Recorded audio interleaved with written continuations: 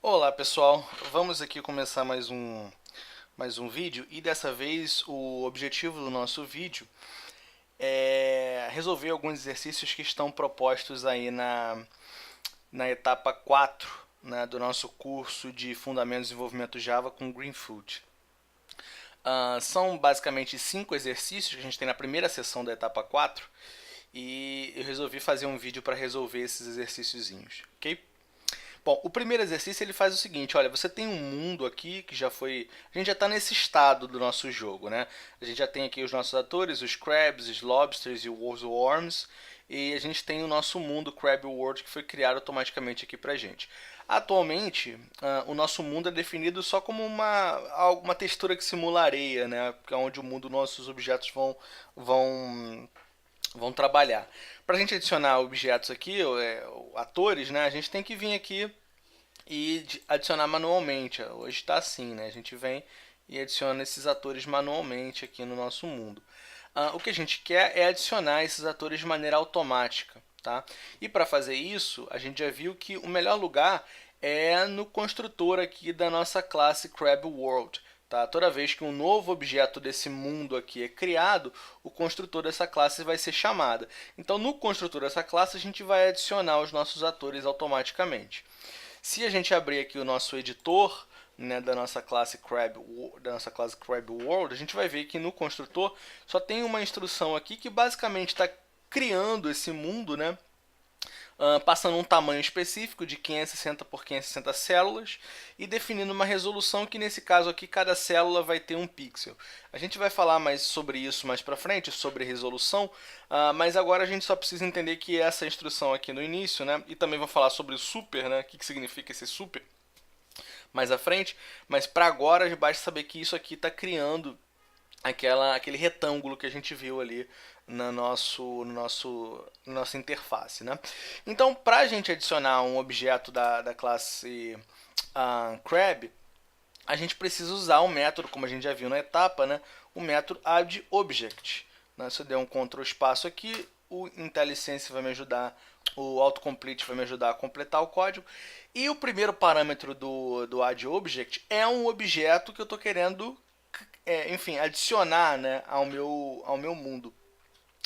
Para eu poder ter esse objeto, eu preciso criar ele. Para criar o objeto, a gente já viu que a gente vai usar o operador new, né, para criar os objetos. Né? Então eu vou chamar o operador new chamando o construtor da classe cuja qual eu estou querendo criar um objeto. Então, new crab, né, que é o construtor da classe crab. Então, nesse caso, eu estou criando um novo objeto crab.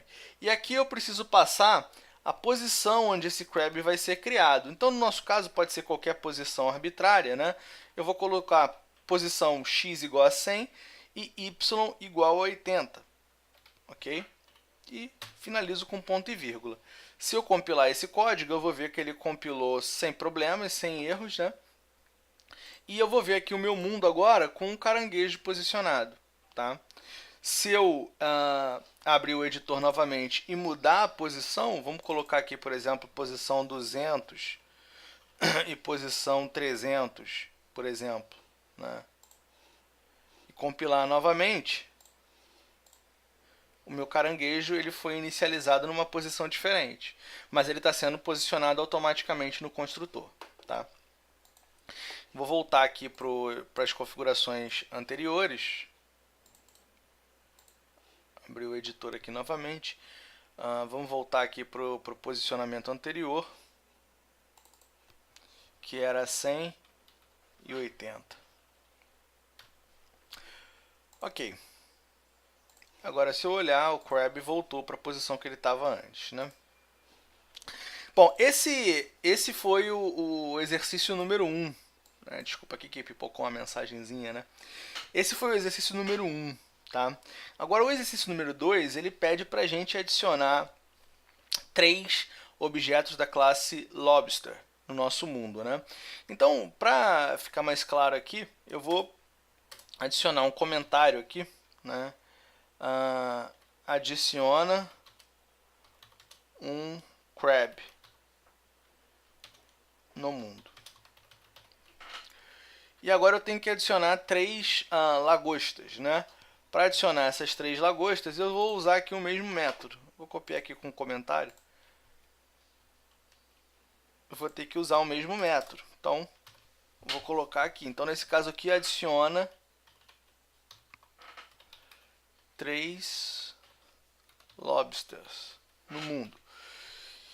Bom, o método addObject, então eu tenho que passar aqui qual é o objeto que eu estou querendo adicionar. Naquele caso anterior era um crab, nesse caso é um lobster. Então, lobster. Tenho que dar um new lobster. Tá? E tem que dizer qual é a posição desse lobster. Eu vou colocar essa lagosta na posição 200, x igual a 200, y igual a 300. E eu tenho que fazer isso mais 2 vezes, para mais 2 lagostas. Então, eu vou copiar essa chamada de método aqui. Opa. Vou copiar essa chamada de método aqui e vou colar 2 vezes aqui. Tá? Então, é o seguinte. Agora eu preciso mudar as posições x e y só. Então, essa segunda lagosta eu vou colocar na posição 300, x, né? E y eu vou colocar na posição 180. E a terceira lagosta eu vou colocar na posição x 400 e y 200. Ok? Bom, se eu compilar esse cara agora, você vê que ele não deu nenhum tipo de erro. A gente vai olhar o nosso mundo agora, olha só como é que tá. Olha, posicionei as 3 lagostas, posicionei o meu caranguejo. Se eu executar o meu jogo, tudo começa a se mover.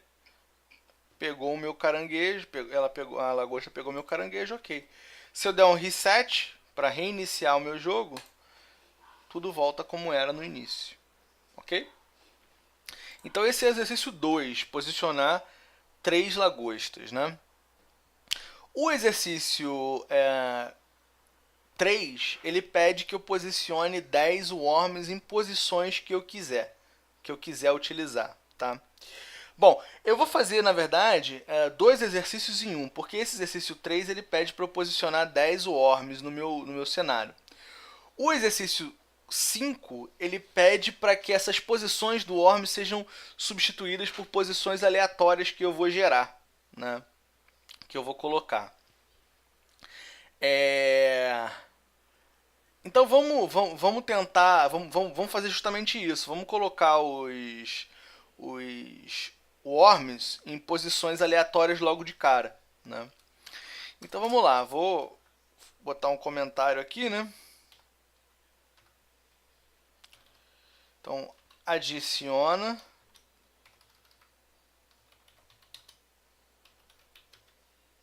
10 worms.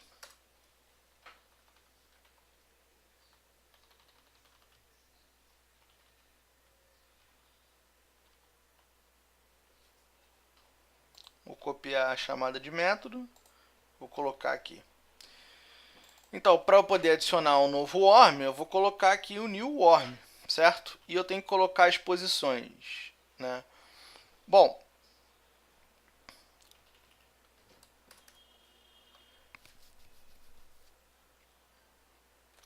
o que eu vou fazer? Essas posições x e y elas vão ser posições aleatórias, ok? Então, o que eu vou fazer? Aqui na posição x, eu vou chamar o método greefoot.getRandomNumber, tá? Passando o limite. Lembrando que esse limite é o valor limite, né? Ele vai selecionar um número entre 0 e esse valor limite, sendo que esse valor limite não entra. Então, por exemplo, se o valor limite for 10, então ele vai selecionar um número entre 0 e 9.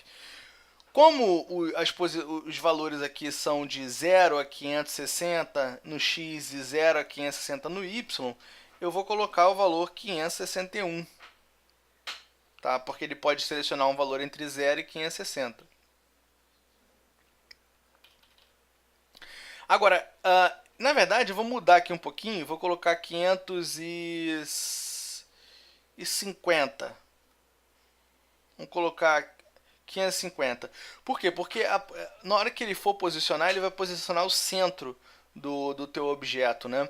E aí pode ser que, no caso do worm, isso não é mais difícil de acontecer porque ele é menor, né? Mas no caso do caranguejo, por exemplo, se eu fosse posicionar ele na posição 560, iria ficar com um pedaço do corpo dele para fora do mundo, né?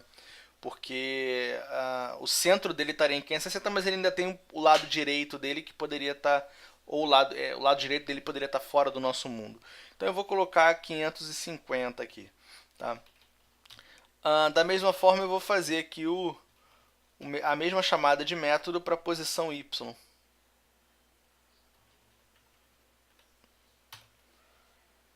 Ok?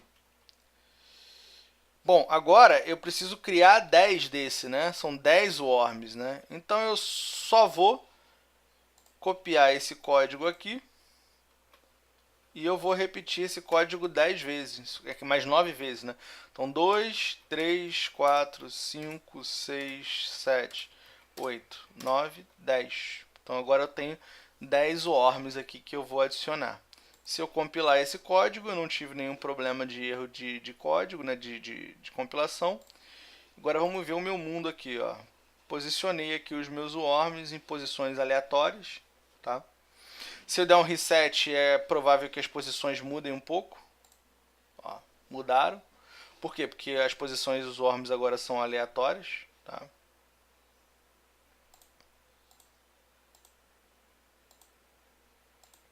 Um problema que a gente pode observar aqui, às vezes acontece, olha, é quando o worm fica na posição x igual a zero, ele fica muito para o canto. Então eu poderia fazer ele começar na posição 1 em diante, né? Então eu poderia somar mais um ali no meu get random number lá, para que o worm não ficasse tão no canto, tá? Então eu poderia vir aqui no meu editor, né? E eu poderia somar mais um aqui, por exemplo, tanto no x quanto no y.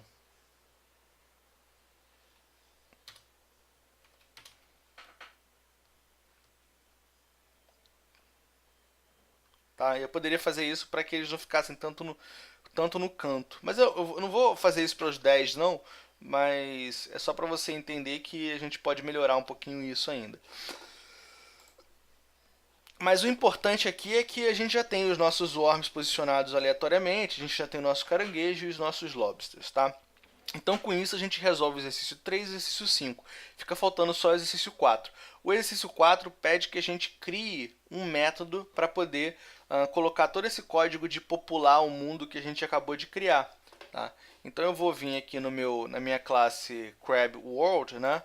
E eu vou criar um método. Esse método não vai retornar nada, né? Public void. E aí a gente vai chamar ele de populate world, tá? Ele não vai receber nenhum parâmetro também de entrada.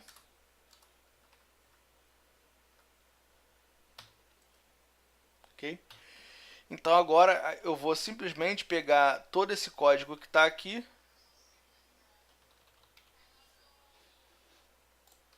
e eu vou recortar, né? E eu vou colar aqui. E aqui eu vou fazer a chamada para esse método populate world. Compilou sem problema. Se a gente for olhar o código, nada vai ter mudado, tudo vai estar mais ou menos na mesma. E a gente pode jogar o nosso jogo. No caso aqui agora, o nosso caranguejo foi comido. Então, vou resetar.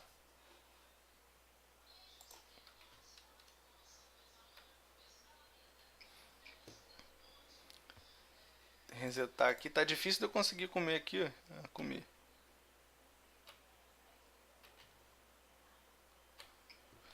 Bom, então com isso a gente resolve os 5 exercícios, né, da etapa 4 na seção 1 da etapa 4, né, que fala sobre adicionar objetos automaticamente ao cenário. Espero que tenha ficado claro e a gente se vê em outros vídeos. Um abraço e até a próxima.